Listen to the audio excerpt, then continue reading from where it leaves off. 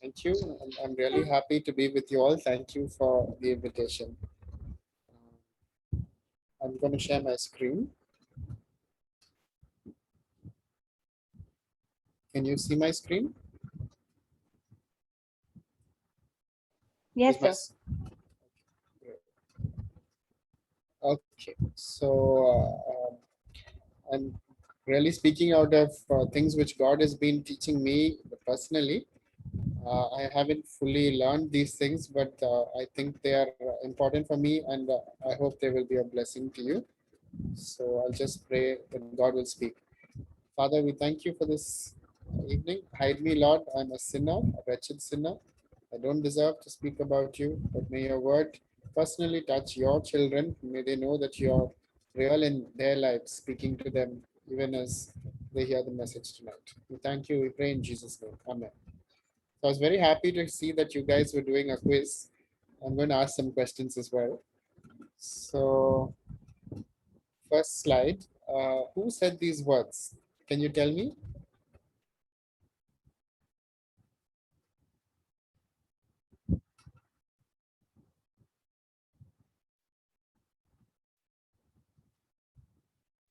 The Pharisees.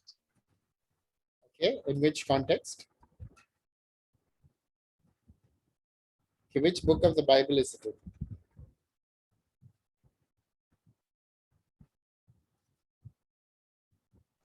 Luke.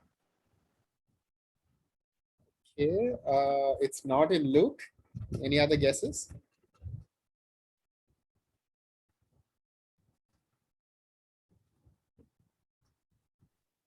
John. Okay, so it's not in the Gospels. So Acts. thank you for taking correct. It's in Acts. So what was the context? What is the event that is happening when these words were spoken? Is it describing to Stephen? That's correct. So actually, it is a trial of Stephen. You know that Stephen was one of the seven chosen to take care of the church, to wait on the tables and see that the widows would not be neglected when they were being served their food. But he was also a man full of the Holy Spirit and who performed many miracles. And he boldly spoke for the gospel and for the truth. So, a group of the Jews called the Synagogue of the Freedmen, I think, came together and said, this man is blaspheming.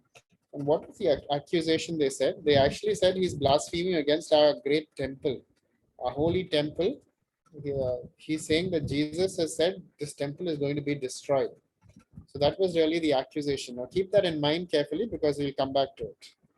So the reference is Acts 7:13 to 14. And it was the Jews, the synagogue of the freedmen, who accused Stephen.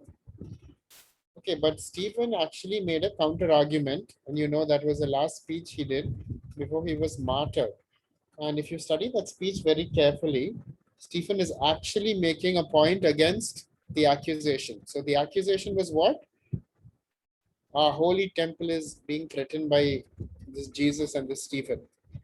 And Stephen actually makes a reference to more than two people actually, but specifically he mentions these two people who encountered God and two places where these encounters happened. So do you know, can you remember anything? If you have your Bibles, you can open Acts 7. Tell me, who are the people that Stephen mentions who met with God and where did these people meet God?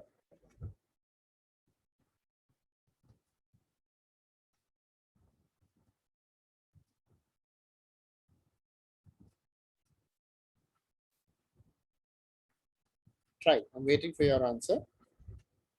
He starts with Abraham and then he goes on to the Egyptian timeline where the Israelis were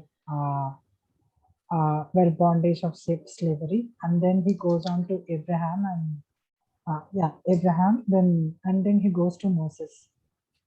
Okay. So who are the people who met God personally? Yes, Abraham was one. Moses and Abraham. Correct. Where did these two people meet with God? Moses in Mount Sinai. Correct. And Abraham in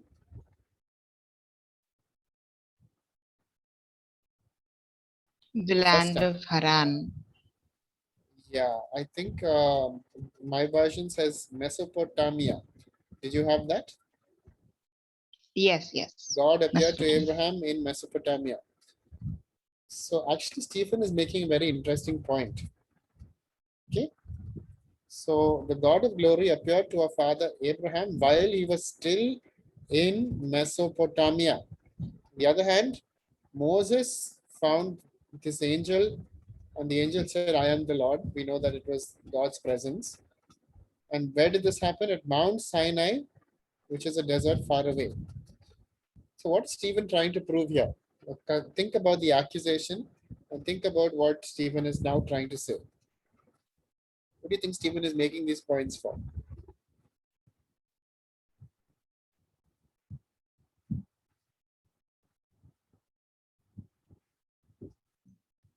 He actually counter says all the accusations made on him. He starts with the history because he was accused by the Pharisees that he was blaspheming against Abraham, Moses, and the law, including the temple. But he answers them with everything in order, all the points that he was accused of. Yeah, you're right. Specifically, what was the issue there? See, the Jews were very crazy about their temple, right? They thought God dwells inside this temple. So we alone are the special people of God. No other country in the world has a temple in which God lives. And because God made a house and dwelt with us, we are the most important or precious or special people of God. Now, that is what actually Stephen is attacking.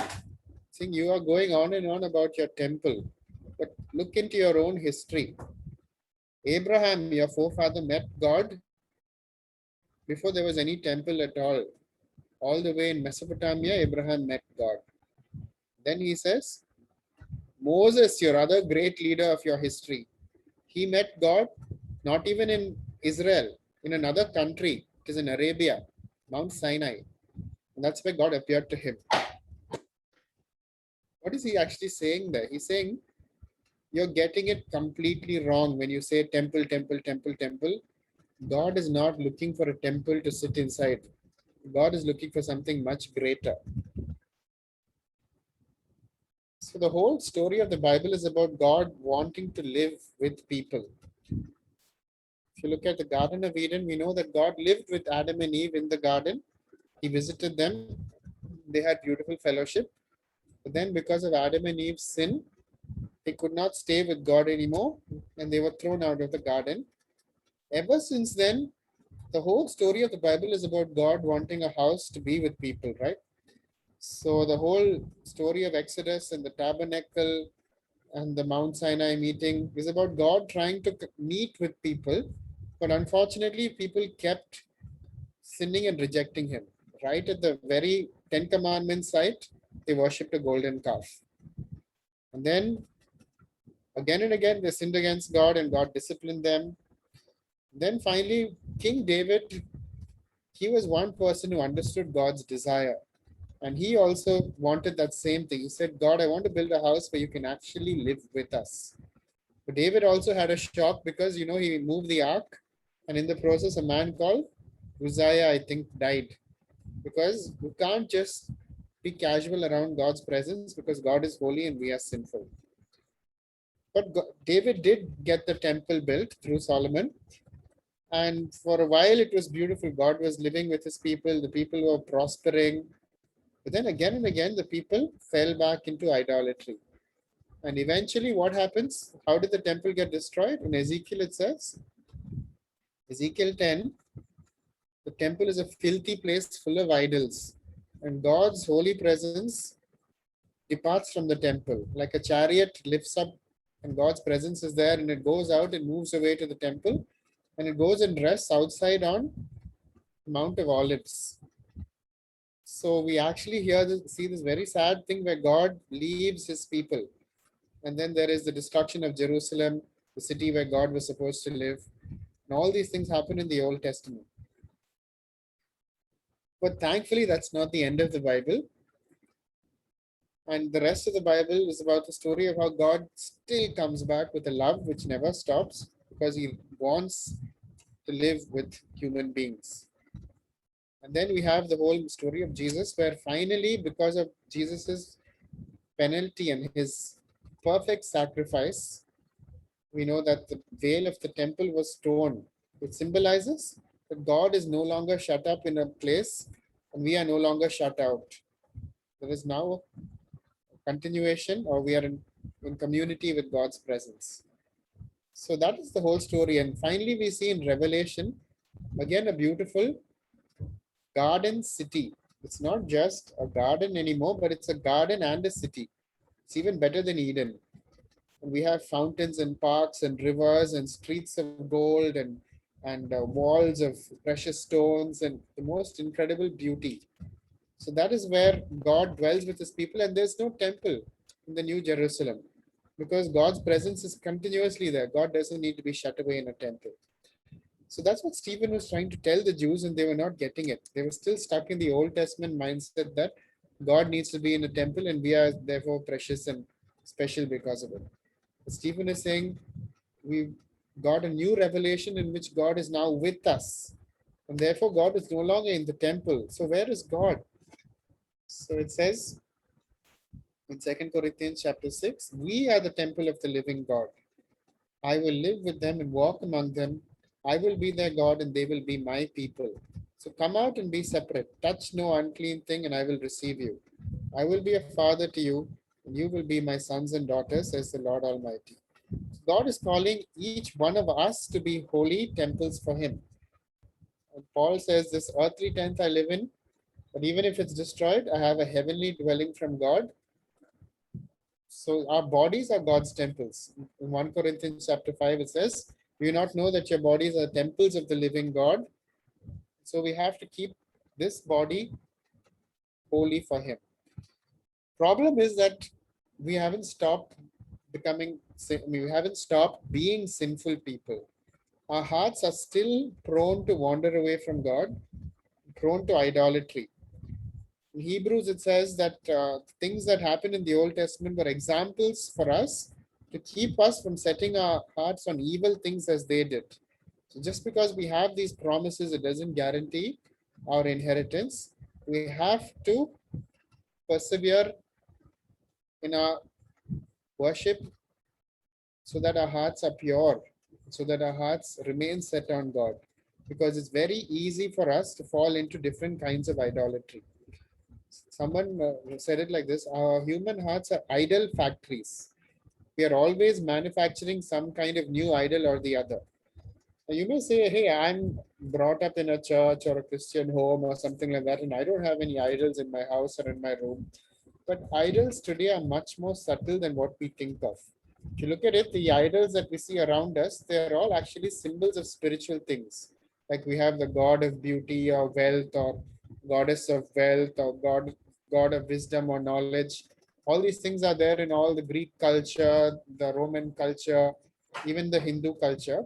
They're all actually symbols of things which people long for. But again and again, we are warned not to put any of these things as more valuable than the living God himself. Okay, so I found this very interesting quiz from this site. The Christian writer says, do you have an idol? And I had to really go through these questions carefully. And I really recommend that you take a screenshot or a picture of this and answer these questions to yourself. Write them down and one by one answer these questions. Let me read them one by one. What do you feel like you have to be happy? What do you think about in the middle of the night or the first thing in the morning? What do you spend a lot of your time on each day? What do you worry about? What do you have a hard time giving up for a month? What makes you stressed out or depressed? What do you do when you're stressed out or depressed?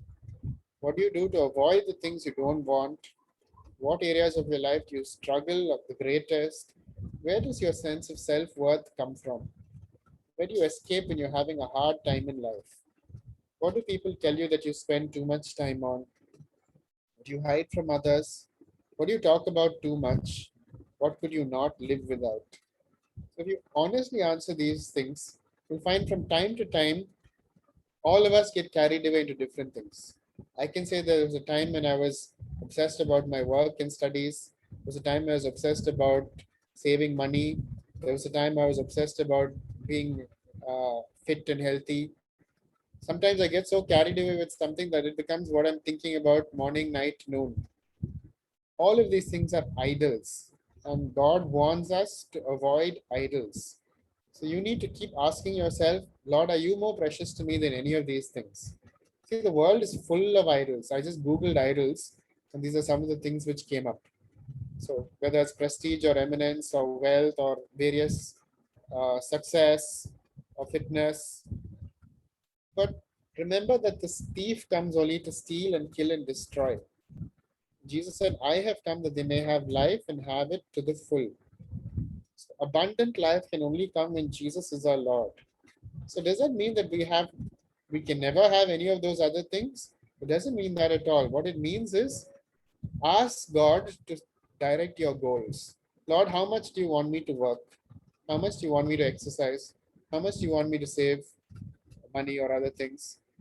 How would you want me to spend my time? Every goal that we set, we should talk to God, pray through it, and He will guide us. He'll give us the best choice, the best direction. Remember that God has given us His most precious gift, which is the life of Jesus. So why would God not want to give us anything else? Bible always promises us that if we seek His kingdom and His righteousness, all these things will be added to us abundantly. But when we chase any other idol, our life will become reduced. Something will be missed out. If you chase after money, you may lose out on relationships. You may lose out on other things. If you chase relationships, you may lose out on other areas of your life. So anything apart from God makes our lives imbalanced.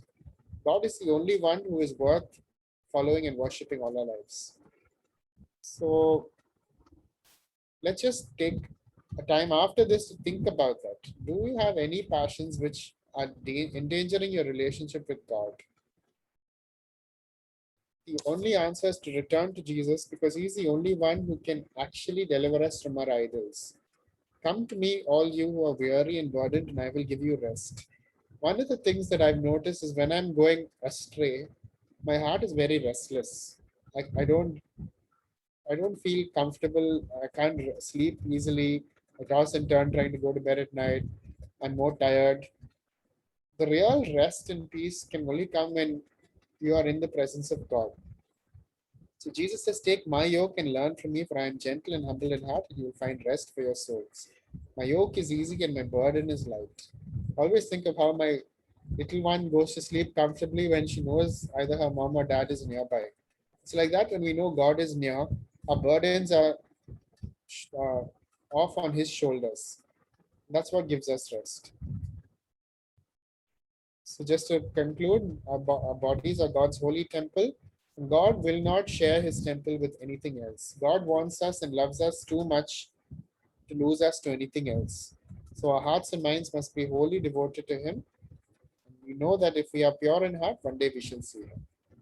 Let's stop with this and pray that you will take back these questions, think about it, reflect on it, and ask God to be the most important, the most precious thing in your life always. So I'll stop here and thank you.